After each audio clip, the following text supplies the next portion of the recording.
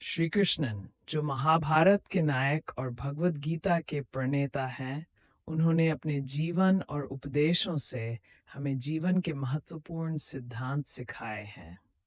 आइए उनके कुछ महत्वपूर्ण उपदेशों पर विचार करें। पहला उपदेश है कर्म योग। भगवद गीता में श्री कृष्ण ने कहा, कर्मण्येवाधिकारस्ते मा फलेषु कदाचन। इसका अर्थ है कि हमारा अधिकार केवल कर्म करने में है, फल में नहीं। हमें अपने कर्तव्यों का पालन बिना फल की चिंता किए करना चाहिए। यदि हम अपने कार्य को पूरी निष्ठा और समर्पण के साथ करते हैं तो सफलता अवश्य मिलेगी। दूसरा उपदेश है आत्मा की अमरता।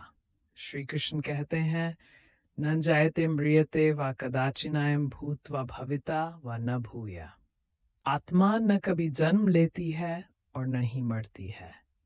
यह शाश्वत और अजर अमर है। ये जान हमें सिखाता है कि हमें मृत्यु के भय से मुक्त होकर अपने जीवन को सही दिशा में अग्रसर करना चाहिए। तीसरा उपदेश है समता। श्री कृष्ण कहते हैं, समोहन सर्वभूतेषु न मे द्वेष्यो अस्ति न प्रिय। सभी जीवों में मैं समान रूप से विद्यमान हूँ।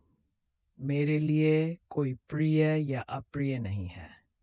यह हमें सिखाता है कि हमें सभी के प्रति समान व्यवहार करना चाहिए और किसी के साथ भेदभाव नहीं करना चाहिए। चौथा उपदेश है भक्ति योग। श्री कृष्ण कहते हैं, पत्रम पुष्पम फलंतोयन यो में भक्त्या प्रयच्छति। यदि कोई भक्त मुझे प्रेम और श्रद्धा से पत्र, पुष्प, फल या जल भी अर्पित करता है तो मैं उसे स्वीकार करता हूँ।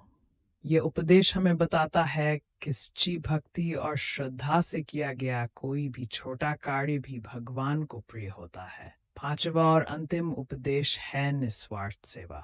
श्री कृष्ण ने अपने जीवन में निस्वार्थ भाव से सेवा का आदर्श प्रस्तुत किया।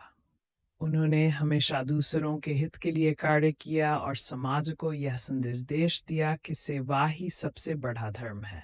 श्री कृष्ण के इन उपदेशों को अपनाकर हम अपने जीवन को सफल और सार्थक बना सकते हैं। उनका जीवन और उनकी शिक्षाएं हमें सही मार्ग पर चलने की। आइए हम सब मिलकर उनके उपदेशों का पालन करें और अपने जीवन को श्रेष्ठ बनाएं।